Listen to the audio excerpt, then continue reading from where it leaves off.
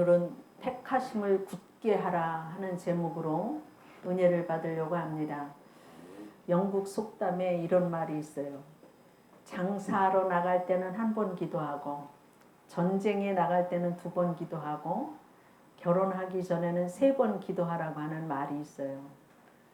바닷길에 장사하러 나가는 길이 위험하니까 기도하고, 또 전쟁을 하러 가는 것은 더 위험하니까 기도하고, 또 결혼은 나 혼자만 끝나는 것이 아니라 자손 대대로 영향을 미치기 때문에 3번 기도하라는 거예요. 그런데 여기에 저는 또 덧붙여서 믿음의 성도는 하나님의 나라에 들어가기까지 기도하라고 말하고 싶습니다. 그래서 오늘 말씀을 보면 베드로 후서인데, 우리가 마지막 시대, 종말의 시대에 대해서 베드로 사도가 우리들에게 부탁하신 말씀이에요. 그러니까 너희가 부르심과 택하심을 입은 자로서 마지막 순간까지 믿음을 지켜나가라. 그러니까 마지막 종말의 시대에 대해서 말하고, 또 특별히 이 베드로서는 이 베드로가 순교를 당하기 직전에 얼마 전에 마지막으로 이것을 성도들에게 부탁했는데, 교회의 성도들이 믿음의 자세가 어떠해야 될 것인가, 또 예수님이 오시기까지 어떠한 믿음을 지켜야 나가야 되는 것인가, 또 세상이 혼탁스럽고 힘들어지고 이단의 사설이 많이 들어온 이때에 너희들이 하나님의 바른 말씀으로 주님을 섬기는 것을 부지런히 하라고 말씀하셔서 너희들이 믿음이 더 굳건해지라고 하시는 말씀이에요. 그래서 이제 이 하나님의 사랑을 알아서 구원받은 성도는 신앙생활 자체도 위협을 받을 것이고, 또 신앙생활하기도 힘든 그러한 시절이지만 너희들이 이단에 특별히 주의하여서 그러한 곳에 넘어가지 말고, 성도들은 바른 진리의 구원을, 하나님의 사랑을 이미 알고 있지 않느냐. 그러니까 그 하나님의 사랑에서 너희들이 성결한 삶을 살아야 되고, 거룩한 생활을 함으로 인하여서 경건과 성결한 삶으로 사는 삶이 되어야 된다고 하시면서 이 말씀을 우리에게 권면해 주시고 있습니다. 그래서 이 말씀에 보면 너희가 하나님의 부르심을 입은 자다. 너희들이나 나나 똑같이 하나님의 부르심을 받은 자이고 구원을 아는 자이고 하나님의 사랑을 입은 동력자라고 하는 말이에요. 그래서 이 동력자는 어때야 되느냐? 바로 하나님의 신성한 성품에 참여하는 자가 되라고 말씀했는데, 에베소서 2장 1절부터 4절 말씀에 보면 그는 허물과 죄로 죽었던 너희를 살리셨도다.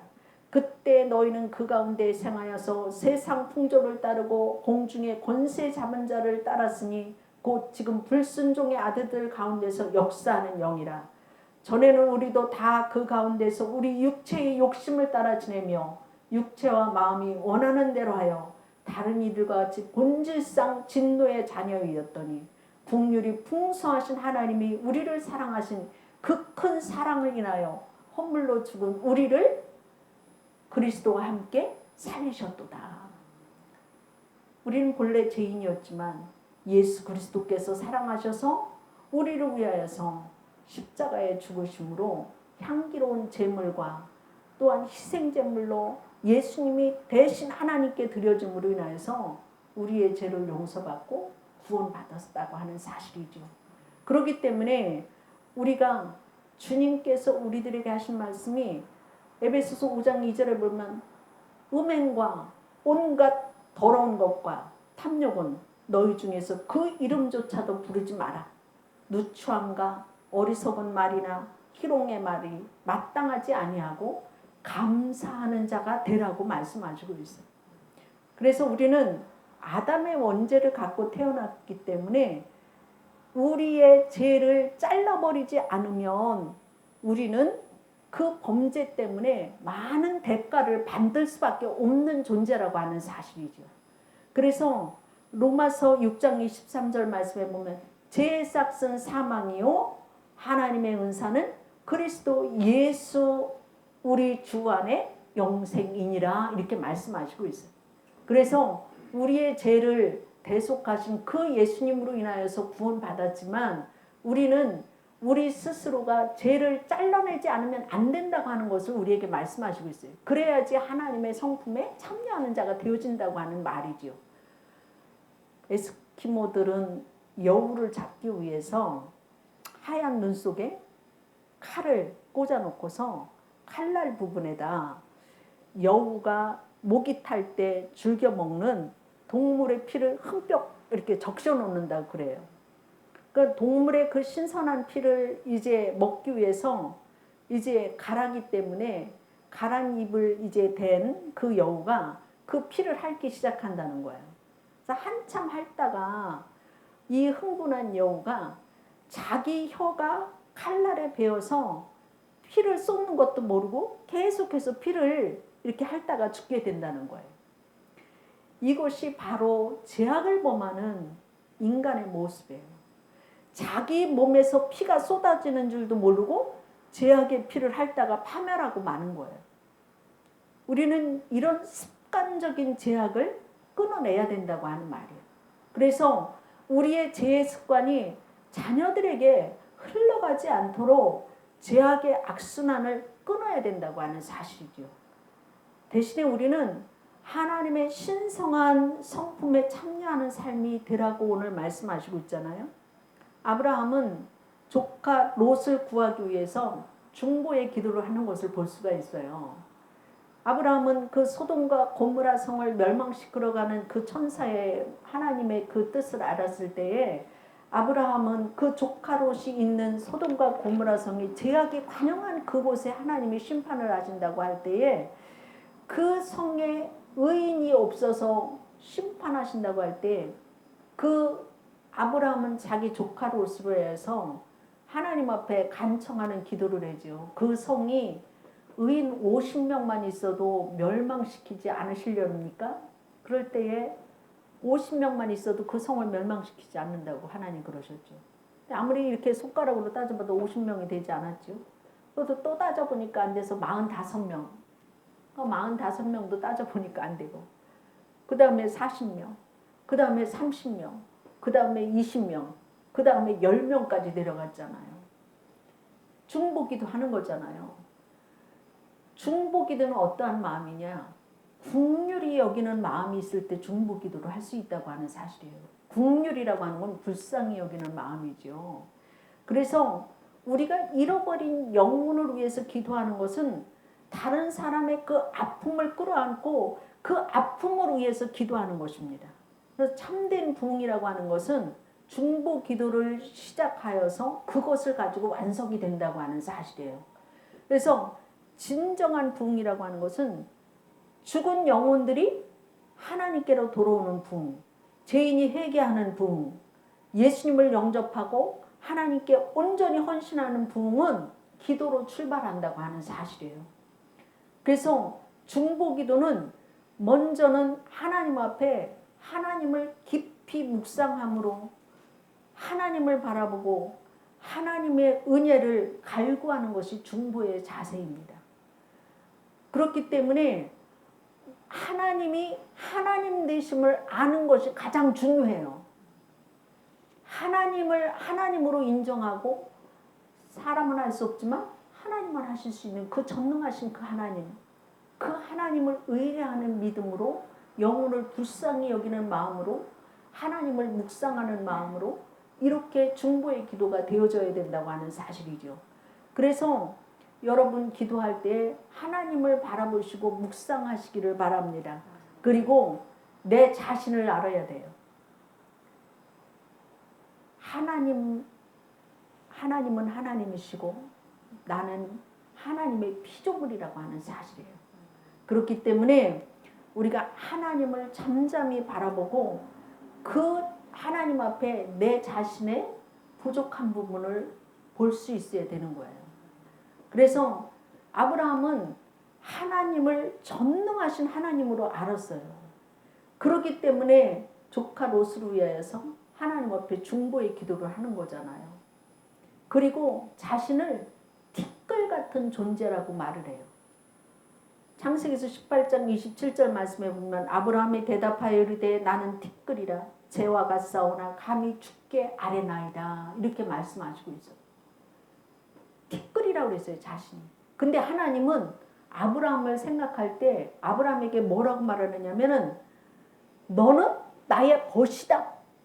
이렇게 하나님은 아브라함을 이렇게 생각했지만 아브라함은 하나님 앞에 나는 정말 티끌과 같고 재와 같은 존재입니다.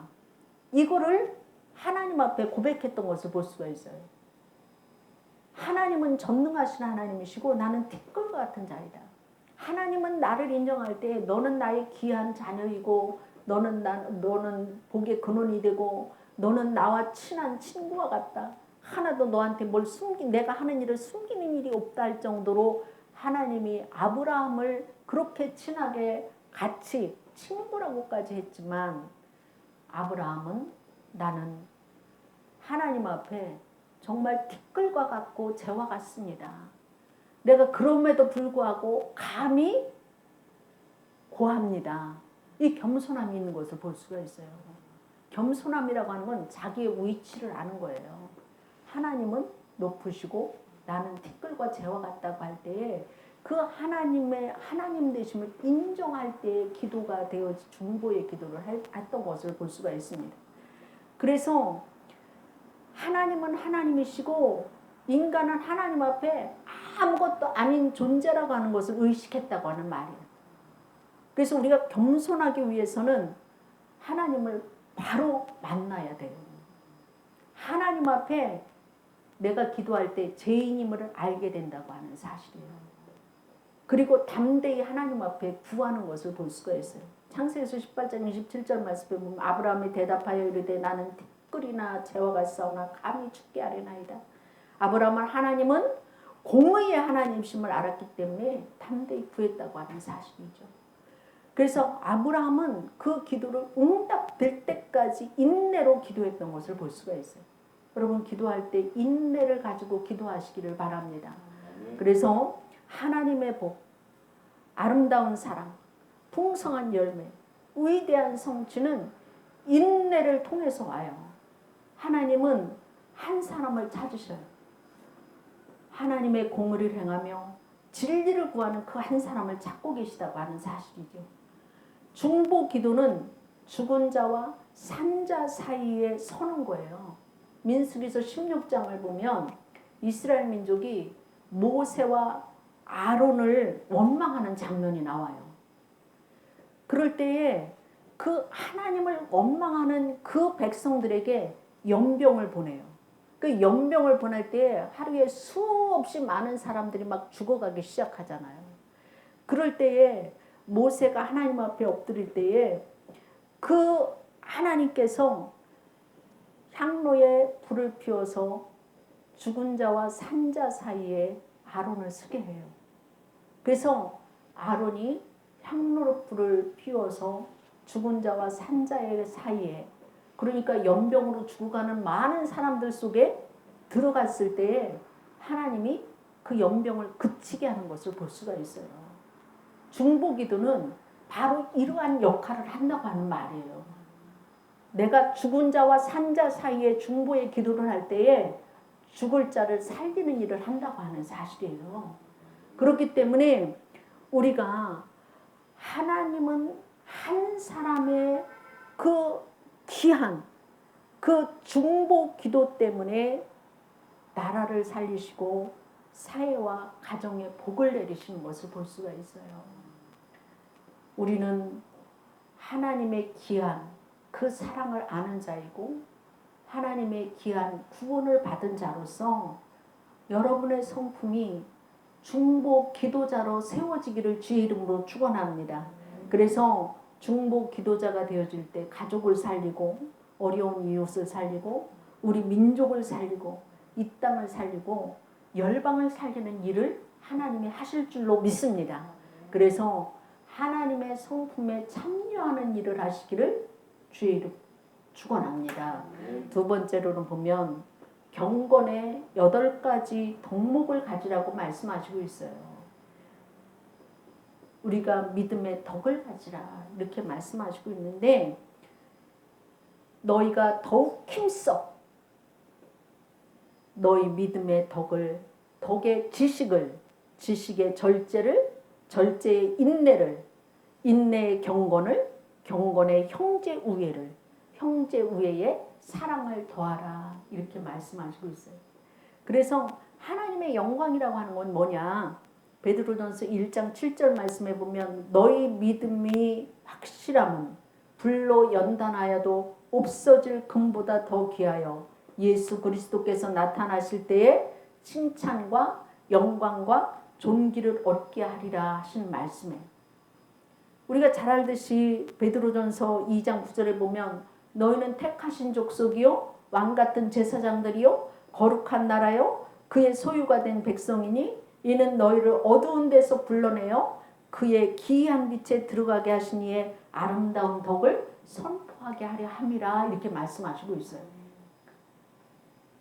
우리가 예수님을 믿는다고 하는 것은 정체성이 분명해야 돼요. 그래서 우리는 어디서부터 왔느냐? 하나님으로부터 왔다고 하는 사실이에요. 하나님은 어떤 하나님이냐? 천지를 창조하시는 하나님. 그리고 그 하나님이 바로 우리를 구원했다고 하는 사실이에요. 그리고 그 하나님이 나를 만드시고 그 하나님이 나와 동행하시고 하나님을 아는 지식이 가장 귀하다고 또 우리에게 말씀하시고 있어요. 그래서 우리는 하나님을 아는 지식이 가장 귀하다고 하는 것이 어떠한 말씀으로 나오느냐면 잠언서 1장 7절 말씀에 보면 여호와를 경외하는 것이 지식의 근본이거늘 미련한 자는 지혜와 훈계를 멸시하느니라 이렇게 말씀하시고 있어요. 그래서 이 여호와를 아는 지식은 세상이 가르쳐주지 않아요. 세상에는 세상적인 지식을 가르쳐주지만 생명은 주지는 못해요. 그러나 하나님을 아는 지식을 우리에게 주셨을 때는 하나님의 생명을 아는 지식을 우리에게 알게 하셔서 이 지식은 하나님의 말씀을 통해서 알게 하시고 교회에서만 알려주는 거라고 하는 사실이에요. 그렇기 때문에 우리는 하나님을 아는 지식이 없으면 망한다고 하는 사실이에요. 그래서 하나님을 알도록 도와주는 말씀에 대한 지식이 없으면 망하는 거예요. 성경은 우리가 가장 소중히 여기는 영생이라고 하는 것과 하나님과 예수 그리스도를 아는 것을 말씀하는 거예요. 가장 소중한 지식은 생명을 주는 지식, 하나님의 생명을 공급받는 지식이 가장 중요하다고 하는 사실이지요. 그래서 신명기서 4장 4절 말씀에 보면 오직 너희의 하나님 여호와께 붙어 떠나지 않은 너희는 오늘까지 다 생존하였느니라 이렇게 말씀하시고 있어요. 그래서 우리 인생은 누구에게 붙어 사느냐가 가장 중요한 관건이 되어지는 겁니다. 그래서 요셉은 하나님께 붙어 살았어요. 그래서 그는 풍성한 삶을 살게 되고 형통한 삶을 살았던 것을 볼 수가 있습니다. 만민의 생명을 살렸어요. 하나님께 붙어 있었기 때문에. 여러분, 우리는 하나님께 꼭 붙어 있는 삶이 되기를 주의 이름으로 축원합니다. 그런데 인간의 생명의 원천이 되시는 그 하나님께 살 때, 붙어 살 때 풍성한 생명을 누리는데 반면에 하나님의 생명과 단절되는 순간에 인간의 삶은 황폐하게 시작하게 된다고 하는 사실이죠. 죄의 삭은 사망이라고 말씀하시고 있잖아요. 그래서 사망이라고 하는 것은 하나님의 그 생명의 흐름에서부터 끊어지는 거예요. 그렇기 때문에 사망이라고 그러는 거거든요. 그래서 이 생명이 끊어지면 황폐화가 시작되어진다고 하는 사실이죠. 그래서 예수님을 믿음의 덕을 가지라 이렇게 말씀하는 것은 우리의 생활 자체에서 덕을 가지라고 하는 말이에요. 말씀의 생명이 주시고 이렇게 풍성함을 우리에게 주시는데 거기에 우리의 삶이 따라가야 된다고 하는 말이죠. 그래서 우리가 흔히 주의 일을 한다 그러면 흔히 생각할 때 목사님이 하는 일 거룩한 일이고 세상에서 내가 회사에서 일하는 일은 중하지 않다 이렇게 생각하기가 쉬운데 하나님은 우리에게 다 똑같은 하나님의 사명을 주셨어요. 목사님이 말씀을 전하는 일도 거룩하지만 여러분이 세상에 나가서 일을 하는 것 자체가 하나님의 일이에요. 그래서 하나님의 일을 정성껏 하는 것. 다시 말하면 우리가 비행기를 탔어요. 비행기를 탈 때에 처음에 비행기 탈 때 그 이륙할 때 3분이 위험하고 착륙할 때 3분이 위험하대요.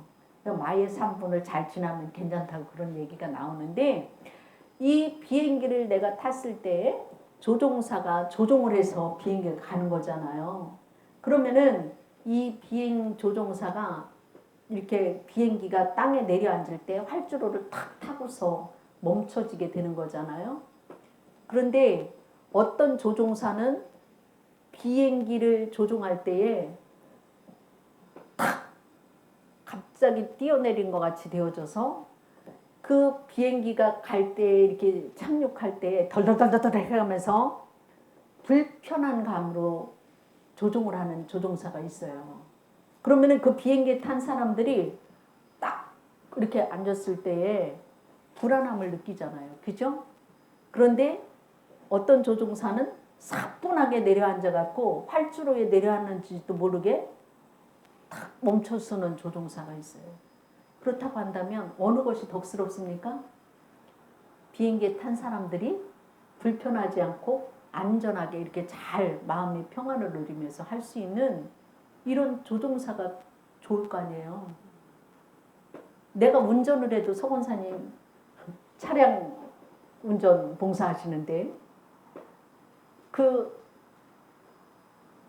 성도들이 차량 이렇게 타거나 멈출 때 이마 찢지 않고 부드럽게 이렇게 하는 거 너무 좋잖아요. 이게 바로 덕이라고 하는 사실이에요. 그리고 덕에다가 형제 위에 사랑을 줘라. 그러는데 여러분 솔로몬의 성전을 세울 때에 그 땅이 어떤 땅이었느냐고 하는 얘기가 있어요. 그 전해져 내려오는 얘기인데 저는 초등학교 때 그 글을 읽은 것 같아요. 이제 한 집에 두 형제들이 살았어요. 근데 밀농사를 졌어요. 큰 밭에다가. 농사를 졌는데 그 농사 짓고 이제 이렇게 그 낫가리를 이렇게 만들었어요. 그 둘이 똑같이 이렇게 낫가리를 똑같은 양으로 만들었죠. 근데 만들었는데 이렇게 가만히 보니까 형님이 이제 추수하고 나서 낫가리를 똑같이 이렇게 하고 났는데 생각하니까 동생이 새롭게 결혼을 해서 신접살림에 필요할 것이 참 많이 있는 것 같은데 자기가 좀 이렇게 동생한테 주고 싶었어요. 그래서 밤에 아무도 안 볼 때 가가지고 자기의 낫가리에서 그 곡식을 이렇게 갖다가 동생의 낫가리에다가 이렇게 넣어줬어요.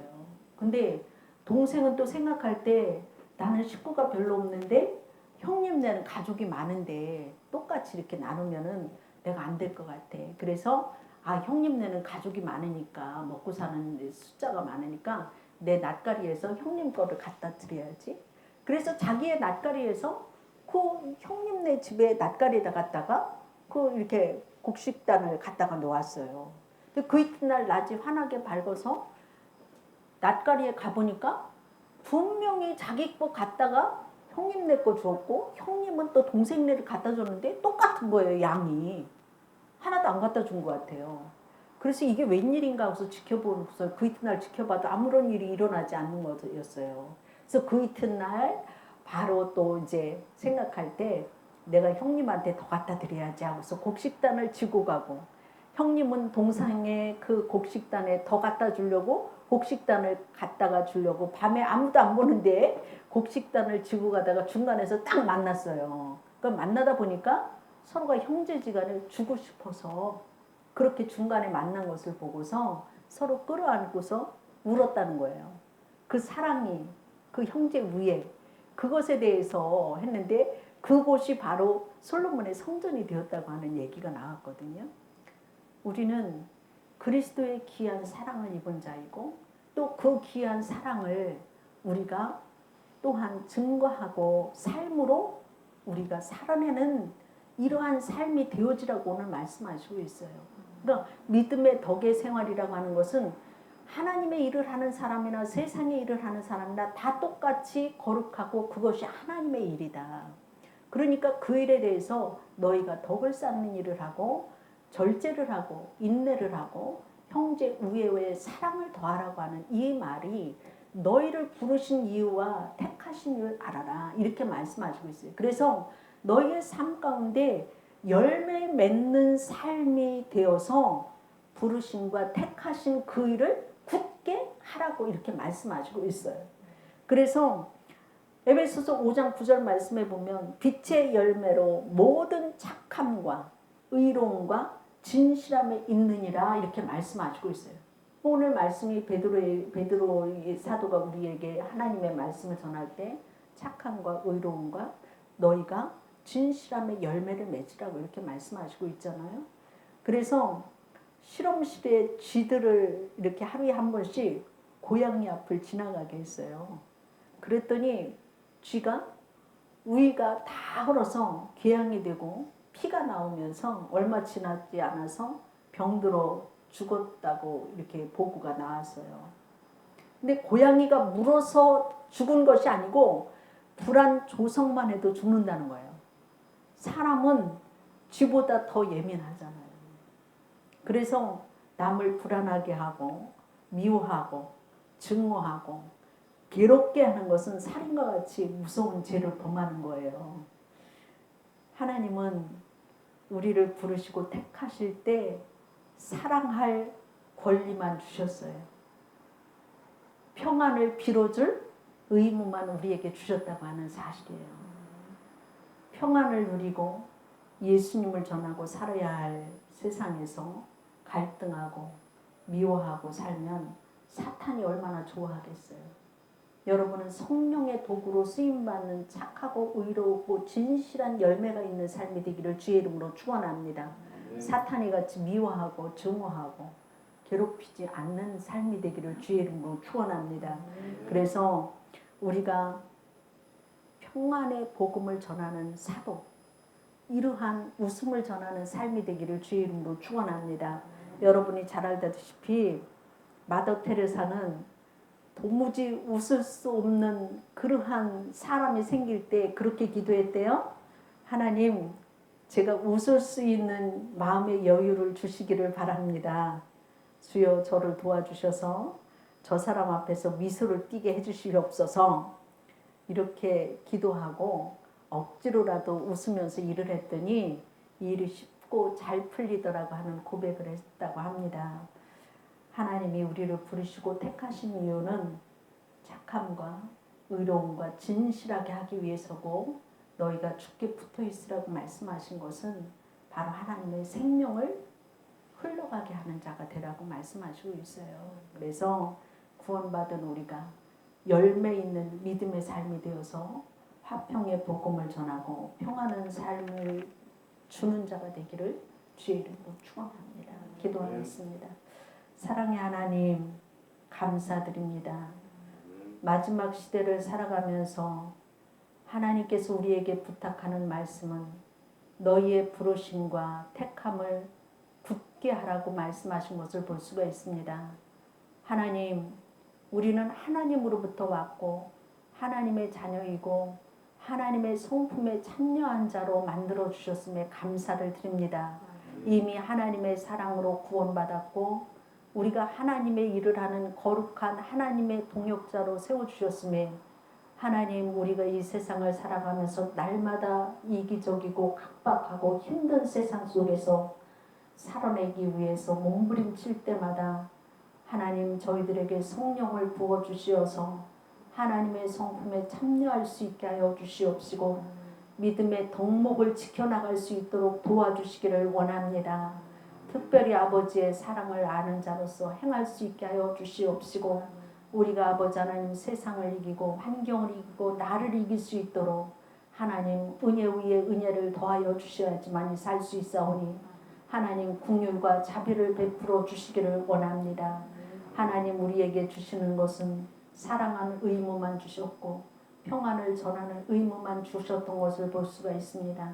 하나님, 우리가 아버지 하나님 어려운 때일수록 하나님 앞에 더 가까이 나오고 하나님 앞에 붙어있는 믿음이 되어져서 하나님의 성품에 참여하는 자가 되어지게 하여 주셔서 평안의 복음을 증거할 수 있게 하시고 사랑을 행할 수 있도록 축복하여 주시옵시고 아버지 하나님이시여 하나님께서 우리에게 부탁하신 것이 바로 착함과 의로움과 진실함에 있으라고 말했사오니 하나님 한 주간 동안 또 그렇게 살아낼 수 있도록 성령으로 이끌어 주시고 축복하여 주옵소서. 의로부터 내려오는 능력으로 승리할 수 있도록 축복하여 주옵소서. 감사하며 예수님 이름으로 기도드립니다. 아멘.